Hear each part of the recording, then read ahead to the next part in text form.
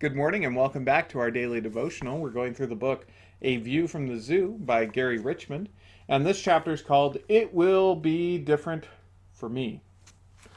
Bandit was irresistible.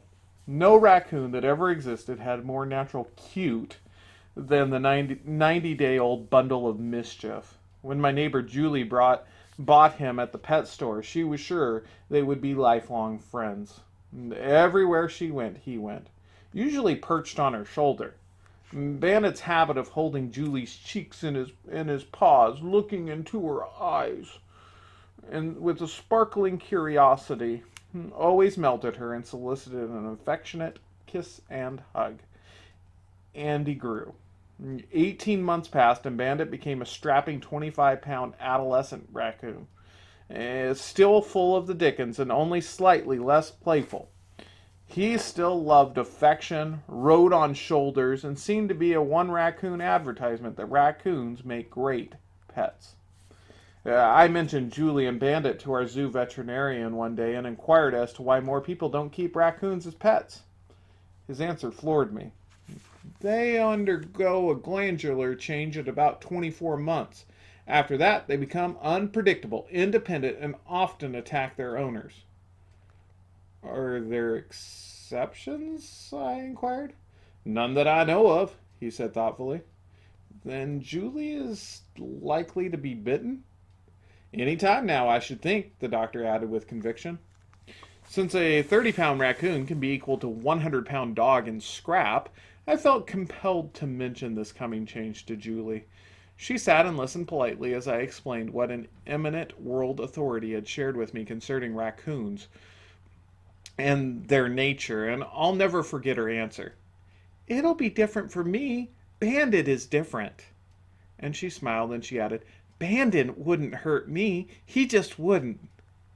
3 months later, Julie underwent plastic surgery for a facial laceration sustained when her adult raccoon attacked her for no apparent reason. Bandit was released into the wild. That happened about 15 years ago, and I've heard Julie's reply many times since. But it'll be different for me. Rob, a 16-year-old boy, said, I know what I'm doing. It's different for me. I know all about dosages and stuff. My dad's a pharmacist. Rob overdosed 6 months later and spent 2 months in a mental ward. Judy, a 15-year-old girl, argued, I know he's been around, but it's different for us. He really loves me. He really does. Judy is now 25 and living at home with her 9-year-old son. The son never met his father.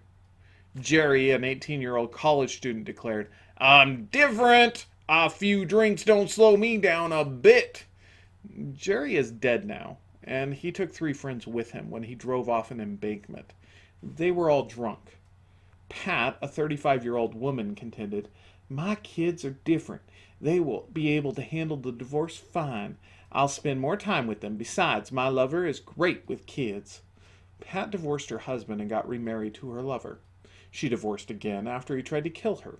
The children haven't slept well for years and need to see a counselor weekly.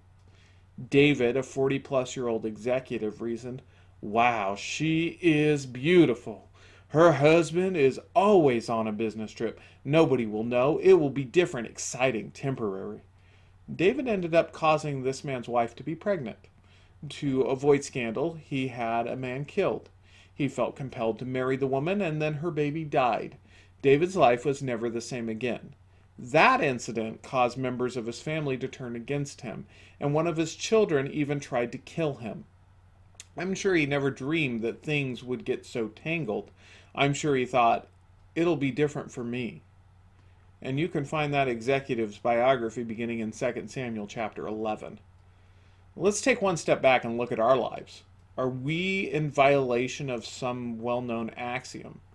Are our closest friends or relatives warning us about something?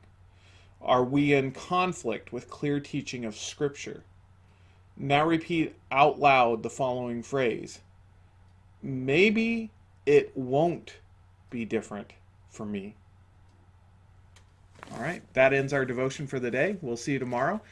Leave in the comments below maybe something that's going on in your life that you need prayer for, or maybe a friend that needs prayer. And we'll see you tomorrow.